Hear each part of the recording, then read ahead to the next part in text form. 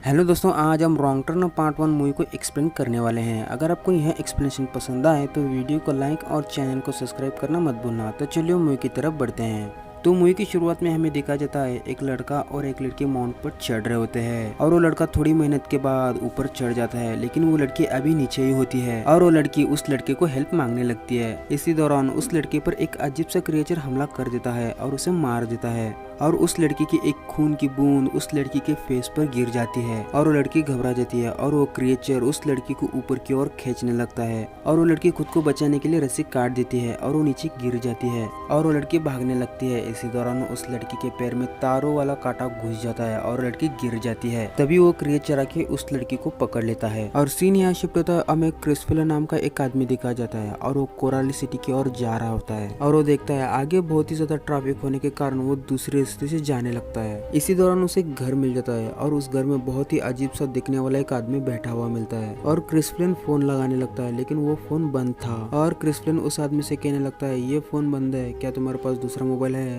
लेकिन वो आदमी कहने लगता है मेरे पास एक ही मोबाइल है। इसी दौरान क्रिस्फिलन के नजर में एक मैप दिख जाता है। क्रिस्फिलन मैप देख के जंगल से रास्ते से जाने लगता है और उस साइड में मरे हुए एनिमल को देख रहा होता है। इसी दौरान वहाँ एक गाड़ी होती है और क्रिस्फिलन उस गाड़ी को ठोक देता है और क्रिस्फिलन गाड़ी से उतर के कहने लगता है ये गाड़ी बीच रास्ते में क्या कर रही है। और एवन कहने लगता है इस गाड़ी का टायर पंचर हो गया है और क्रिस्फिलन माफी मांगने लगता है और कहता है जो भी तुम्हारा कार का नुकसान हुआ है मैं भरपाई कर दूंगा। और जैसी कहती है हमें कुछ दूर जाकर मैकेनिक को ढूंढ लाना चाहिए और एवन कहने लगता है तुम जाकर ढूंढ के लेके आओ, मैं और मेरी गर्लफ्रेंड कार की रखवाली करते हैं। और जैसी मान जाती है और वो चारों लोग मैकेनिक को ढूंढने के लिए जाने लगते हैं और इधर एवन और एवन की गर्लफ्रेंड रोमांटिक भरी बातें करने लगते हैं और इधर वो मैकेनिक को ढूंढने के लिए जा रहे होते हैं। इसी दौरान उनको एक मरा हुआ एनिमल मिलता है और स्कॉट कहने लगता है ये किरली जानवर है। क्रिस्पिन कहता है ये नेवला है और वो कहता है मेडिकल स्कूल में इसे मैंने फाड़ा था। इसी दौरान हमें पता चलता है कि एक मेडिकल स्टूडेंट है और वो इतना कहते हैं मैकेनिक को ढूंढने के लिए जाने लगते हैं और इधर एवन और एवन की गर्लफ्रेंड इंटीमेट होने लगते हैं, लेकिन उनके ऊपर कोई नजर रख रहा होता है और इधर चारों लोग कुछ दूर जाने पर उनको चूल्हा जला हुआ मिलता है और इधर स्कॉट आवाज देने लगता है लेकिन कोई आवाज नहीं आता और वो लोग मैकेनिक को ढूंढने के लिए जाने लगते हैं और इधर एवन और एवन की गर्लफ्रेंड कार में कुछ खाने के लिए ढूंढ रहे होते हैं। इसी दौरान एवन को किसी चलने की आवाज आने लगता है और वो चेक करने के लिए जंगल की ओर जाने लगता है और इधर एवन की गर्लफ्रेंड मिरर में एवन को देखने लगती है, लेकिन एवन नहीं दिखाई देता और वो कार में से उतरकर एवन को ढूंढने लगती है।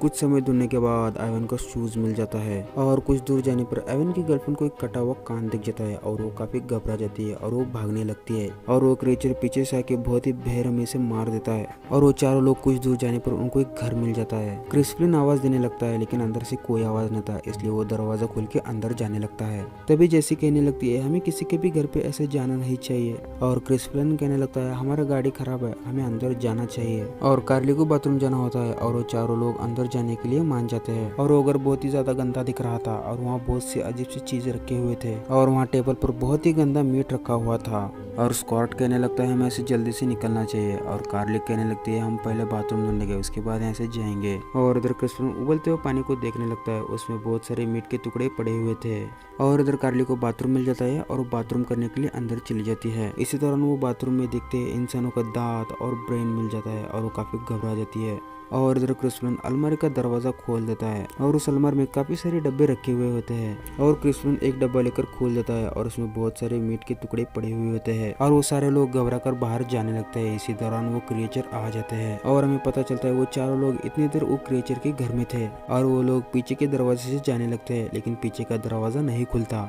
और स्कॉट और कार्ली बाथरूम में छुप जाते हैं और जेसी और क्रिस्टन बेड के नीचे छुप जाते हैं और वो क्रिएचर एवन की गर्लफ्रेंड की बॉडी को लाकर बेड के नीचे फेंक देता है और जैसे एवन की गर्लफ्रेंड को मरा देख बहुत ही ज्यादा घबरा जाती है और वो क्रिएचर डेड बॉडी को टेबल पर रखकर खाने लगता है और हमें पता चलता है यह क्रिएचर इंसानों को मारकर खाते हैं और वो क्रिएचर कुछ समय के बाद सो जाता है और वो चारों लोग एक एक करके बाहर जाने लगते हैं। इसी दौरान कार्ली जूस के कैन पर पैर रख देती है और वो क्रिएचर उठ जाता है और वो चारों लोग भागते हुए पहाड़ी के ऊपर चले जाते हैं और वो क्रिएचर उन लोगों को मारने के लिए गाड़ी लेकर जाने लगता है और वो भागते हुए जाकर एक अजीब सी जगह पर जाके पहुंचते हैं। वहाँ बहुत सारी पुरानी गाड़ियाँ होती है और वो क्रिएचर उनको ढूंढते हुए उस जगह पर आ जाते हैं और वो चारों लोग उन क्रिएचर को देख के छुपने लगते हैं और वो क्रिएचर उनकी तरफ ही आ रहे होते हैं। और क्रिस फ्रैंक कहने लगता है उस गाड़ी का इंजन चालू है, हमें उस गाड़ी को लेकर भाग जाएंगे। और जैसी कहने लगती है हम उस गाड़ी तक पहुंचेंगे कैसे। और स्कॉट कहता है हम अलग अलग भागकर उनका नजर भटकाएंगे। और स्कॉट क्रिस फ्रैंक को लेफ्ट की तरफ भागने के लिए कहता है।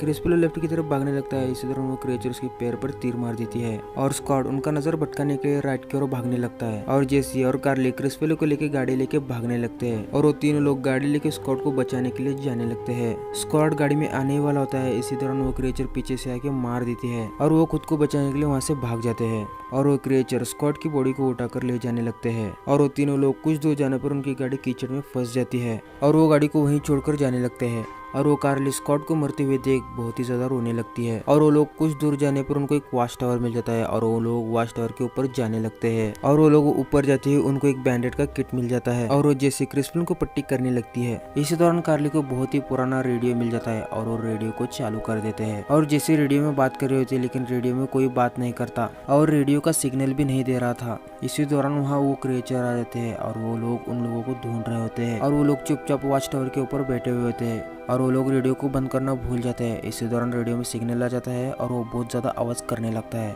और वो क्रिएचर रेडियो की आवाज सुनकर वॉच टावर के ऊपर आने लगते हैं और इधर क्रिस फ्रैंक वॉच टावर का दरवाजा बंद कर देता है। दरवाजा बंद होने के कारण वो क्रिएचर ऊपर नहीं आ पाते और नीचे टावर को आग लगा देते हैं ताकि वो नीचे आ सके। और कार्ली घबरा कर मेडिकेट लेके कांच तोड़ देती है और वो कहने लगती है हम जल कर मरने से अच्छा हम यहाँ से कूद कर मर जाए। तभी क्रिस फ्रैंक कहता है हम झाड़ पे कूद के यहाँ से बच के बाहर जा सकते हैं। और क्रिस फ्रैंक इतना कहते ही झाड़ के फंदे पर कूद जाता है और वो दोनों भी झाड़ के फंदे पर कूद जाते हैं। इसी दौरान वो क्रिएचर उन लोगों को झाड़ पर देख लेता है और वो क्रिएचर झाड़ पर चढ़ने लगता है और वो लोग दूसरे फंदे की ओर जाने लगते हैं। जेसी और क्रिस फ्रैंक दूसरे फंदे पर जाते हैं लेकिन कार्ली अभी उसी फंदे पर थी और वो क्रिएचर कार्ली को मार देता है और वो क्रिएचर जेसी और क्रिस फ्रैंक को ढूंढने लगता है और क्रिस फ्रैंक झाड़ के एक फंदे को पीछे की ओर खींच लेता है और वो जेसी को कहने लगता है तुम इस झाड़ के फंदे को पकड़ के रखना और मैं उस क्रिएचर को बुलाने जाऊंगा। जैसे वो क्रिएचर आए तुम इस झाड़ के फंदे को छोड़ देना। और क्रिस फ्रैंक इतना बोलते ही क्रिएचर को बुलाने के लिए जाने लगता है और जेसी कहने लगती है तुम इस झाड़ के फंदे को पकड़ना, क्रिएचर को बुलाने मैं जाऊंगी। और जेसी इतना बोलती ही उस क्रिएचर को बुलाने चली जाती है और वो उस क्रिएचर को बुलाने के लिए जोरों से आवाज देने लगती है।